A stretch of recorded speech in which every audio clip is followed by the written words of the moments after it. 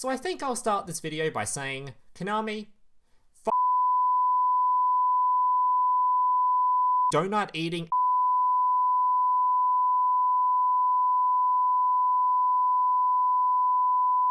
and you smell bad. Alright, now I've got that off my chest. The reason I was a teensy bit annoyed today had actually nothing to do with the character having some pretty mediocre level up rewards, because, well, we already got leaked what they were going to be, so we already knew we were going to get the new fusion monsters, and that was basically all we were going to expect in regards to new cards for the archetype, which is fine. I can't get disappointed by something I already know is going to happen. But we did get a leak for a brand new skill. And the first time it got leaked, it looked pretty goddamn good. It was like a Foolish Burial style effect that could turn your fusion spell into the Lunalight Fusion spell. It looked pretty awesome. Then we got a second leak, where they added a limitation to this skill that made it quite a bit worse, since it meant the card you revived from the graveyard can't use its effect, but that's fine. You know what? I still think the skill is playable. There's still some stuff I can do with it. Looking forward to getting it. Then they released the character, and didn't add the skill. So basically this means all we're really left with in terms of skills to play are the Draw Sense Lunalight Fusion spell. Wow. Literally might as well be playing Destiny Draw and not have the extra 2 bricks in your deck list. Looking on the bright side though, this deck list does play extremely similar, if not identically, to how the previous version of Lunalight played, meaning your win condition is essentially, your opponent is dumb. And thankfully, most of my opponents are really, really dumb.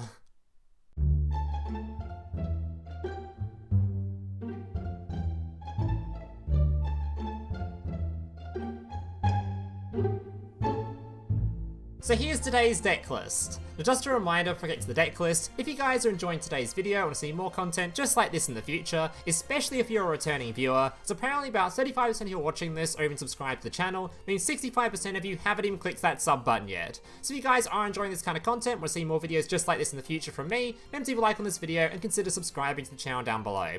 Alright, let's jump into this deck list. So what exactly is new in Lunalight? Well, in terms of the actual main deck, literally only one new card. That's going to be your Lunalight Blue Cat. This card, in all honesty, you don't even need to run this card. Your skill itself will give you a copy of this card in your deck list anyway, and this card is essentially just a very, very heavy win more sort of a card. What this card does is when it's special summoned to the field, it can make one of your Lunalights double its attack. So you can take one of your big gargantuan boss monsters and make it like 7,000 attack, which sounds pretty cool in theory, but in practice, you're doubling the attack of a monster that already has 3,500 attack and can already attack twice, and when it does attack, it's going to destroy your opponent's entire field anyway. So once this card is summoned, your opponent is going to die anyway. You don't need to double its attack. It just makes this thing a very win more sort of effect, especially when you have a Lunalight monster that's going to be reducing your opponent's cards to 0 attack anyway. This thing just becomes a sort of just win more. You really don't need to run it, especially when your skill gives you a copy of it anyway. So if you don't want to run this card or you haven't farmed it yet, don't worry, you don't really need it and it just doesn't really come up all that often, especially considering this thing's effect only works on special summon, and the main way you special summon this deck list is going to be via your Emerald Bird. Since you fusion summon using her, she brings back something from the graveyard, but this card negates the effects of the monster special summon, so the only way you're going to be summoning this thing is off of your White Rabbit or off of your Butterfly. Otherwise, its effect just doesn't really go off all that often. And when it does go off, like I said, it's pretty win more anyway, so you don't need to run this if you don't want it, is basically what I'm trying to say. But in terms of the extra deck, this deck got a significant upgrade with 2 brand new fusion monsters, which are essentially just upgrades over the previous ones we already had. The first one being your Panther Dancer. This card takes 1 Cat Dancer plus 1 Lunalight monster. Now keep in mind, the Cat Dancer for this card is actually given to you via the skill anyway, so if you're wondering why it's not in here, the skill literally gives you a copy, so that's why we're not running it. Alright, this card, like I said, it's basically an upgrade over the previous version of the card, so it's literally just an upgraded Cat Dancer. This card cannot be destroyed by your opponent's card effects. Once per turn during your main phase, you can activate this effect. For the rest of this turn, the first time that each monster your opponent controls will be destroyed in battle, it is not destroyed. Also, this card can attack all monsters your opponent controls twice each this turn. When this card destroys an opponent's monster by battle, this card gains 200 attack until the end of the battle phase. So I'm going to be honest, I haven't actually summoned this card yet because there hasn't really been any reason to. This card is mostly just going to be fusion material to summon out the big boss monster of the deck list, which is just infinitely better. But this card, it could come up, I can see it coming up, because having a monster that can attack everything your opponent controls twice each, potentially considering all of them are going to be immune to battle, at least once per turn, thanks to this card's effect. And you can double this thing's attack to like, whatever it is doubled with Blue Cat. You can add 1,000 attack to it with Butterfly. You can reduce your opponent's monsters attack to 0. This thing is just going to be an absolute OTK machine. But the issue is, you don't really need it when you already have an OTK machine in your Leo Dancer. This card requires 1 Lunalight Panther Dancer plus 2 Lunalight monsters. This card basically cannot be targeted or destroyed by your opponent's card effects. This is incredibly relevant, because going first, if you summon this thing, chances are your opponent might have an out to it, especially with Dingirsu being so goddamn popular. But going second, if you summon this thing out, there's not that many quick effects that actually deal with this, and in terms of back row, there's like only 3 cards. You've got Warning Point, you've got IDP, and you have Floodgate Trapper, with the only 2 popular ones generally being these 2. Floodgate Trapper is generally replaced with one of the other limit 3s in the game. So if your opponent isn't playing one of these 2 cards, their back row is generally going to be worthless. Drowning Mirror Force, technically is another out, but this card is... no one's playing this thing. These are the only 2 cards that really matter, meaning this card, if you get this thing out, this card, it's going to be really goddamn hard for your opponent to deal with, and chances are you are just going to lethal your opponent on the turn you summon this thing.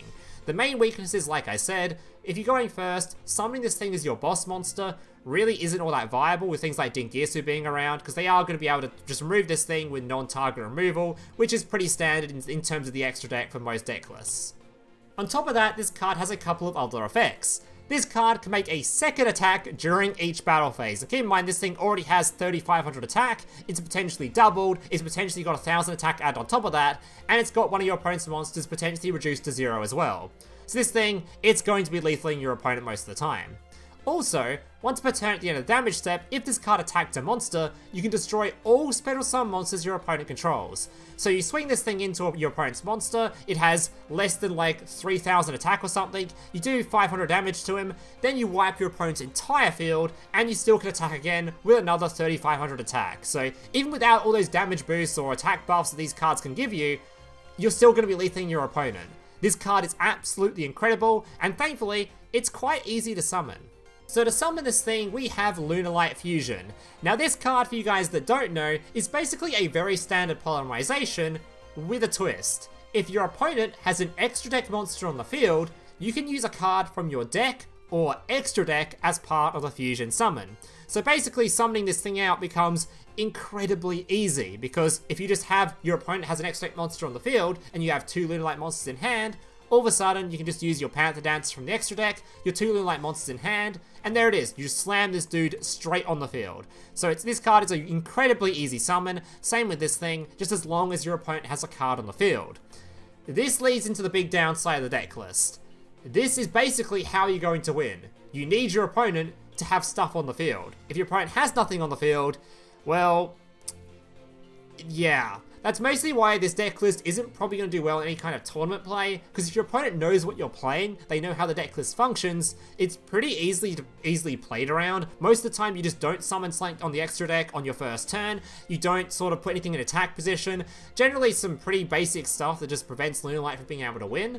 But in most scenarios on the ladder, people are dumb, no one knows what this deck list does, and you're just going to farm players repeatedly. Alright guys, that's going to do it for the decklist portion of the video. The rest of it will be gameplay showcasing the decklist in action, and without further ado, let's jump into some replays.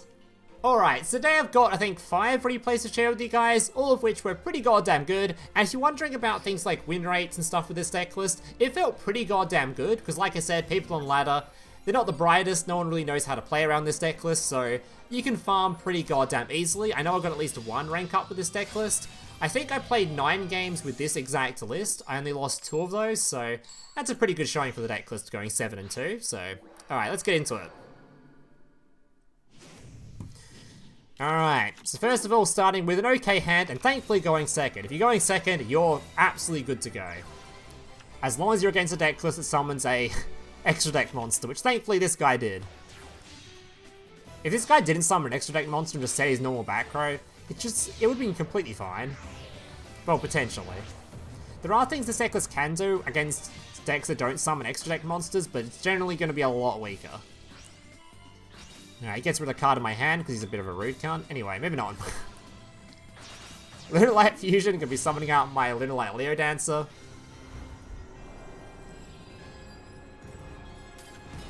Oh, damn!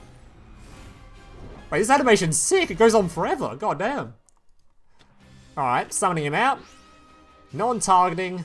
Can't be destroyed. Beat over his first monster. This then makes him summon out 3 other cards, apparently. But thankfully, I can just nuke all those as well.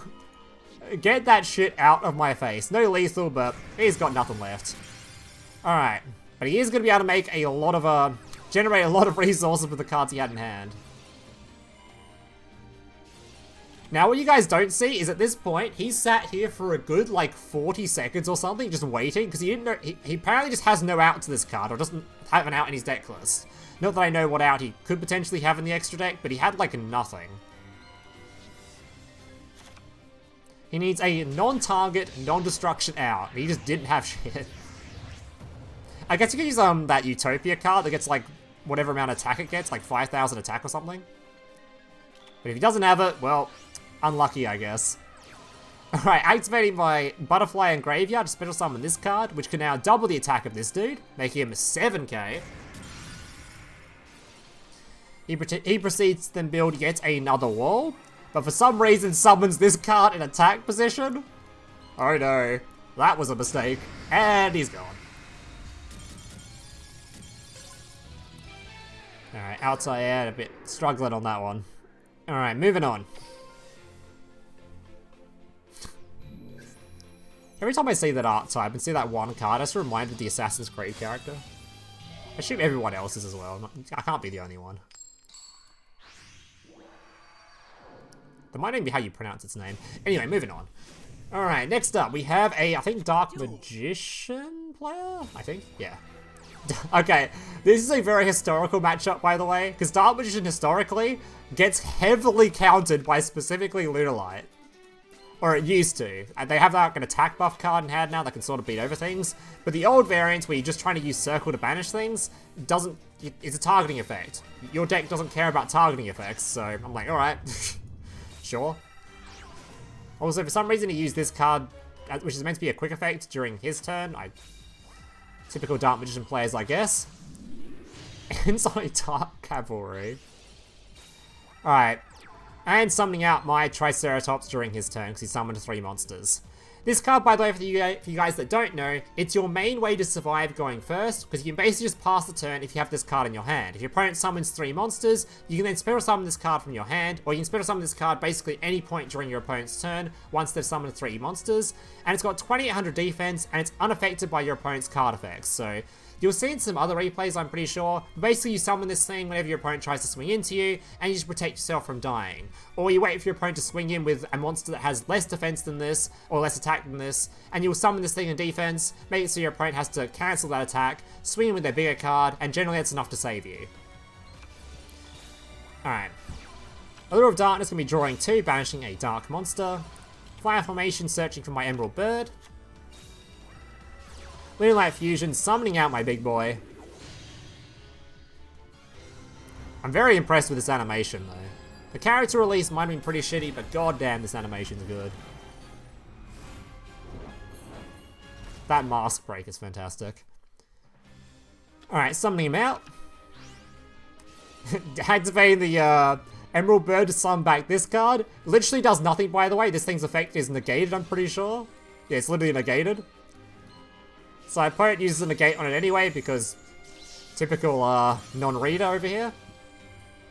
Destroying it then summons out another Lunalight from the deck, and then I just summon some cards because he's just dead on the field. Was literally just BMing at that point. Alright, next up. So yeah, as you can see, if your opponent summons an extra deck monster, they're going to lose. I guess the good thing about this character is if you play it and you're not playing Lunalight, you can sometimes bait your opponents that are smarter into not setting up a standard field because they're scared of the having an extra deck monster on field. So maybe that'll come up later on as some sort of tech thing you can do on ladder. But judging by how smart people are for ladder, they're just going to be summoning whatever they feel like to the field anyway. Alright. So here's an example of my opponent. He didn't summon an extra deck monster. Whether that was intentional or not, I have no clue. But I was like, oh, Well, I've got my Trifortress in hand. I don't really care too much. I'm just going to pass the turn back to you. Go ahead. Oh, this is kind of amusing, actually, because this guy, because I didn't have the toggle on, he knew I had this card in hand, so he's just like, or he knew I had some sort of activation in hand, so he just, I believe at the end of his turn, he didn't attack me for some reason. I was like, okay, sure, he was just worried I was going to proc my skill, I guess, to search for the Lunalight Fusion. Very interesting guy. Alright. He also ends there on a weird field too. Borrowload Dragon. It's like, okay, sure. Makes it in Girsu. So this is, by the way, another reason why summoning a monster would be a pretty big waste of time last turn if you can't lethal him, because summoning something that's not targetable, this thing's just gonna remove it, so. Alright, gains 3,000 life points by this. Dude has 7,000 life points. So he then tries to end his turn here, but if he was a normal player, he would have attacked. If he did attack, I could have just summoned this thing to block literally either of these attacks and survived. I think I probably would have waited for this thing to swing, then blocked this one maybe. That way this card will survive and stay on the field. Or if he swings with this first, we'll just block this one, either one. Alright, can we get through 7,000 life points? Alright, summoning out my Lunalight Leo Dancer. Once again, fancy animation. God damn, she's got some big feet.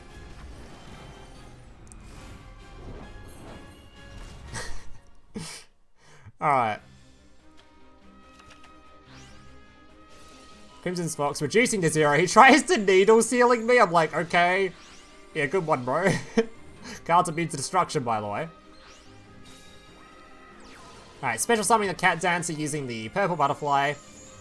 I don't know why he did that. 7,000 attack, by the way, so this would have been lethal. Smart player Bookamoons his card. And then does something pretty dumb. He had a prompt here to then protect this card from being destroyed, which would have meant I couldn't have, which would have meant it would have stayed on the field, and I would have had to swing into this thing instead. But instead, I'm just going to destroy the field and beat over it. Actually, it wouldn't have protected from attacks. I was going to nuke the field anyway. Never mind. He was just dead anyway. It was just very, very dead. So I forgot, this card doesn't actually have to destroy the monster for its nuke effect to go off. It just has to battle, so... Yeah, that thing was, he was very, very dead there. 7,000 damage straight to the dome. Alright. So, what was this guy playing? This was a rank up game? I forgot what this guy was playing. I don't think it was another Orcust. Might have been. Oh yeah, it's S-Force. So S-Force is interesting because you're good against it and bad against it. You're good against it in the fact that its main trap card is a targeting effect, but you're bad against it in that it doesn't really summon an extra deck monster, at least not in its first turn, so... Yeah, we're going to have to go for a backup plan here. By the way, I didn't get a hold of a fusion monster, so if you didn't know how to get a hold of your fusion spell, if you didn't open it or didn't draw into it, this is the little combo you do. You get a hold of your Marten and you get a hold of your Emerald Bird, because Emerald Bird can send one of your cards from hand to graveyard to then draw a card, which you just send the yellow Marten, and when this card is sent from by a card effect to the graveyard, you can just search for a copy of your Lunalight spell. I drew one off the top anyway, but that's fine. Also, this card in the graveyard can bounce one of your cards on field back to hand, which is very important because it lets you go into rank 4s very often, as you'll see, I think, in the last replay. Because it means if you normal summon something like White Rabbit, revive something from the graveyard, you can use your Marten to bounce the rabbit. There's 2 level 4s to go into whatever sort of, whatever rank 4s you want to go into. I put this card in the wrong zone because I'm a dumbass, but that's fine. Because how's this guy going to deal with a 4,000 attack Sabre Dancer? Again, this is one of those players that then sat here for a good, I'd say 40 seconds or so, before realizing my deck has 0 outs to to this thing that needs targeting to hit it. I needs non-targeting to hit it. So he just conceded instantly. Yep, so if anything, this video should be a lesson to you guys to at least have one source of non-target removal in your deck list. Preferably IDP. You can also be playing things like Utopia as well that can get over to 5,000 attack or whatever it does. At least I think it does. The Utopia, I think it does, I don't know. Alright. The mirror match. I actually beat this guy twice on the ladder. This poor guy. He was playing Lunalight Reincarnation Dance anyway, so we already know his deck list is a deck list of all time. And he's against a Lunalight player, and he's summoning an extra deck card on his first turn. Is he trying to lose? And he put in attack position. Why would you put the thing that can't be destroyed battle in attack position? Anyway. Alright, Tenki searching for my Emerald Bird. By the way, once again, if we happen to go second here, this card would have, or go first here, this card would just protect me from dying anyway in most scenarios, so.